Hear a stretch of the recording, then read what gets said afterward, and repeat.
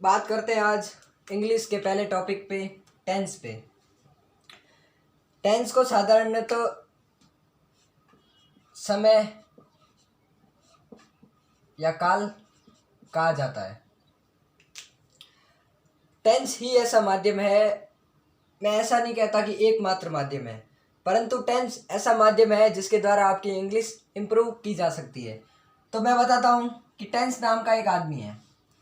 Tense नाम का एक आदमी है, उसके 3 बेटे हैं।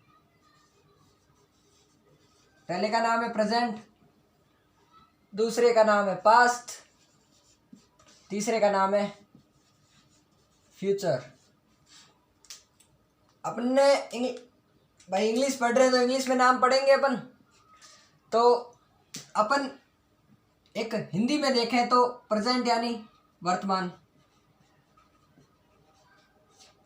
पास्ट यानी भूतकाल,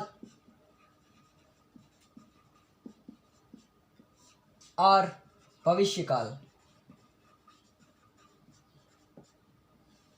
टेंस में जैसे कि अपन इतिहास में पढ़ते हैं कि पितृसत्तात्मक शासन, तो इस टेंस में भी पितृसत्तात्मक शासन ही चलेगा। जैसे टेंस नाम का एक आदमी, मतलब काल नाम का एक आदमी है, उसके 3 बेटे हैं, वर्तमान काल, भूतकाल और भविष्य काल। इनके पीछे अपने पिता का नाम इंक्लूड होगा। अब शादी ब्याह करवा दिया तीनों का। अब इन तीनों के 4 बेटे हुए। 4 बेटे मैं बता दूं, एक ही नाम लिखूंगा। जैसे प्रेजेंट की बात करूं मैं, तो प्रेजेंट के एक बेटा हुआ सिंपल, दूसरा हुआ कंटिन्यू, तीसरा हुआ परफेक्ट, और चौथा हुआ perfect continue. Simple, continue, perfect और परफेक्ट कंटिन्यू। सिंपल बेचारा सिंपल था, कंटिन्यू जो लगातार चलता रहेगा, परफेक्ट और परफेक्ट कंटिन्यू। आगे बात करूं तो वर्तमान के 4 बेटे सिंपल, कंटिन्यू, परफेक्ट और परफेक्ट कंटिन्यू। अपन देखते हैं कि पितृसत्तात्मक शासन है तो सबके आगे क्या जुड़ेगा? प्रेजेंट। अगर प्रेजेंट के बेटे हैं तो प्रेजेंट का नाम जुड़ेगा, पास्ट के बेटे हैं तो पास्ट का नाम जुड़ेगा, अगर फ्यूचर के बेटे हैं तो फ्यूचर का नाम जुड़ेगा। जैसे present simple, present continues, present perfect, present perfect continue, ये प्रेजेंट के बेटे हुए। उसके बाद में मैं बात करूं पास्ट की, तो past simple, past continues, past perfect continues, future simple, future continues, future perfect continues. इस प्रकार प्रेजेंट के 4 बेटे, पास्ट के 4 बेटे और फ्यूचर के भी 4 बेटे। टेंस के कितने पोते हुए? टोटल 12 पोते होंगे। प्रेजेंट के 4 बेटे हुए, पास्ट के भी 4 बेटे हुए, सॉरी यहाँ पे लिख देता हूँ ना, प्रेजेंट के 4 बेटे, पास्ट के 4 बेटे और फ्यूचर के भी 4 बेटे। अब इन चारों के क्या हुआ कि 4 बेटे हुए।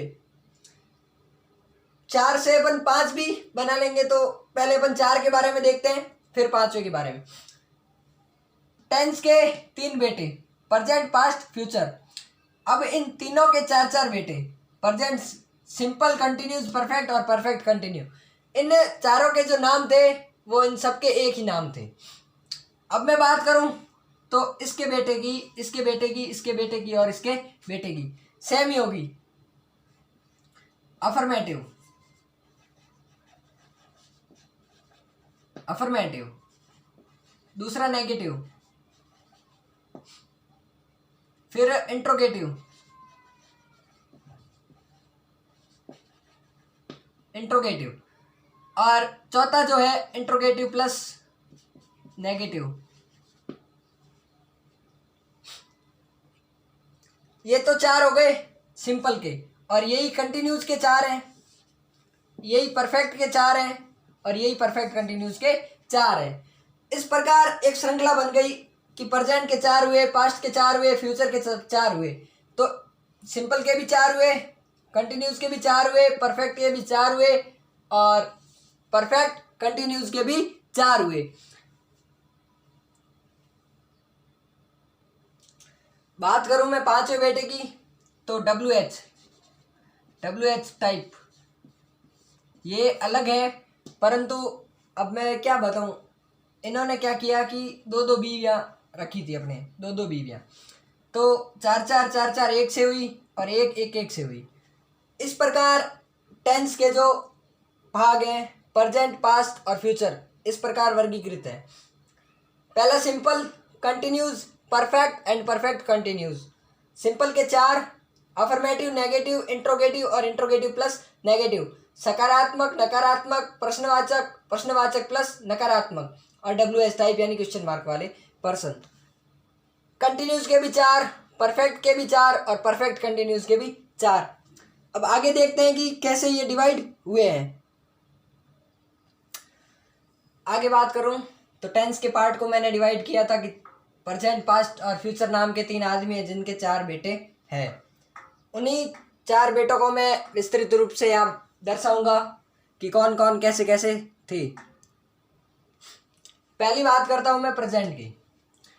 अपन प्रेजेंट से पास्ट में और फ्यूचर में चलेंगे कि प्रेजेंट में सिंपल की क्या हालत थी, पास्ट में क्या हालत थी और फ्यूचर में क्या हालत रही थी। बात करूं मैं सिंपल की तो हिंदी में क्या कहेंगे इसको, हिंदी पहचान होगी कि वाक्य के अंत में ता है, ती है और ते है। अगर किसी भी वाक्य के अंत में ता है, ती है, ते है आता है तो अपन को समझना है कि वो क्या है, प्रेजेंट सिंपल है। बात करूं मैं हेल्पिंग वर्ब की कि इसमें इंग्लिश में सेंटेंस बनाएंगे तो हेल्पिंग वर्ब क्या यूज होगी, डू और डज।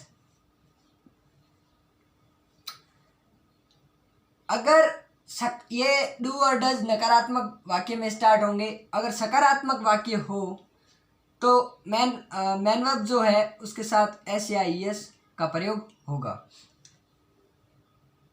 अब मैन वर्ब मुख्य क्रिया जैसे गो मतलब जाना, तो मैन वर्ब की क्या आएगी यहाँ पे, फर्स्ट फॉर्म।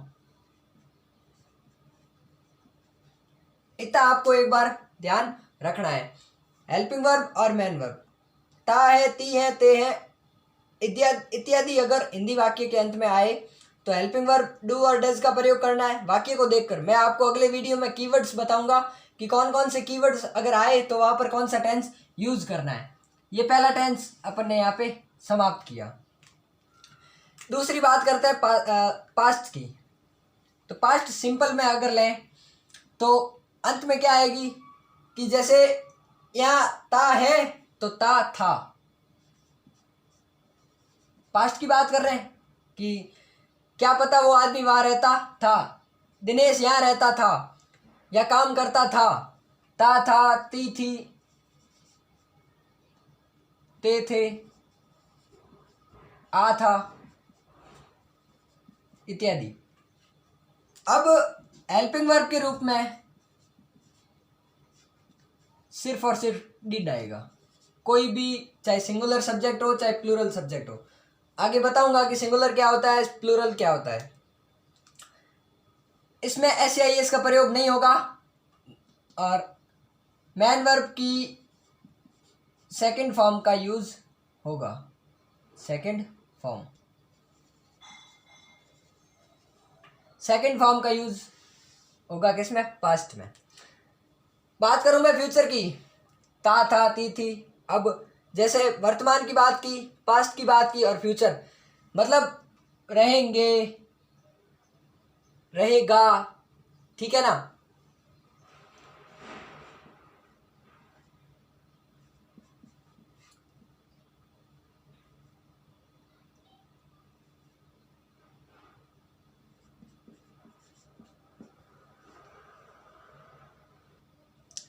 और रहेंगे,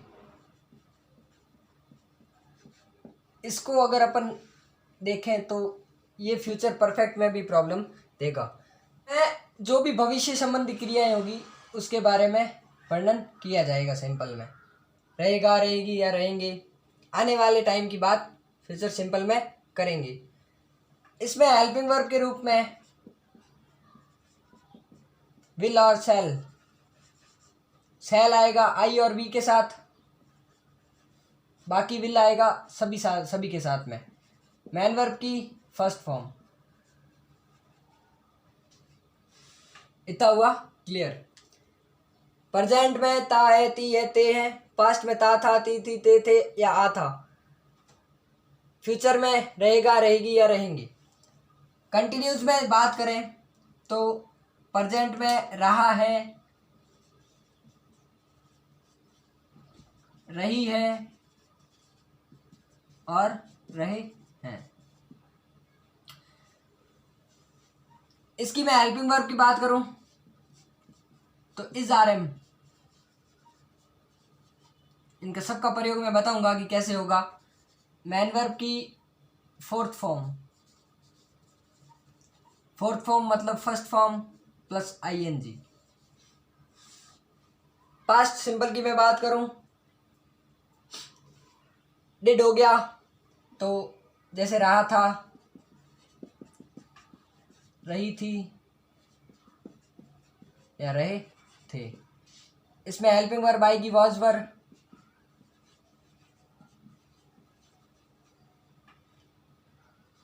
मैन वर्ब की फोर्थ फॉर्म। ये जो कंटिन्यूज है उसमें हमेशा फोर्थ फॉर्म ही यूज होगी, चाहे कोई भी टेंस हो जाए कंटिन्यूज का। परफेक्ट कंटिन्यूज को भी देखेंगे तो उसमें भी मैन वर्ब की फोर्थ फॉर्म यूज होगी। इसमें भी फोर्थ फॉर्म लिख लो पहले ही। अब इसमें रहेगा, रहेगी, रहेगे, हिंदी पहचान करना थोड़ा डिफिकल्ट हो जाता है। फ्यूचर में होगा तो इसमें जो बात होगी वो लगातार चलती रहेगी। जैसे मैं फिल्म देखता रहूँगा, ये सेम हो रहे हैं परंतु स्थिति के हिसाब से इनमें परिवर्तन होगा। जैसे मैं वहाँ रहूँगा, ये स्थायित्व की बात हो गई। अब मैं फिल्म देख रहूँगा मतलब कि मैं फिल्म देखूँगा या देख रहा होऊंगा, तो वह कंटिन्यूस की बात हो गई कि वो लगातार चलेगी। इसलिए इसमें देखें तो हेल्पिंग वर्ब आएगी विल शैल प्लस बी सहायक रूप में इसमें काम करेगी।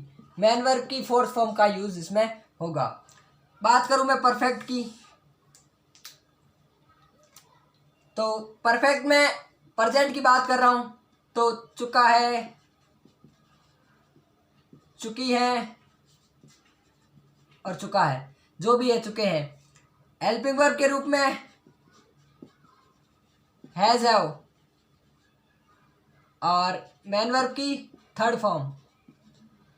परफेक्ट की भी एक खासियत है कि थर्ड फॉर्म आएगी, इसमें भी थर्ड फॉर्म।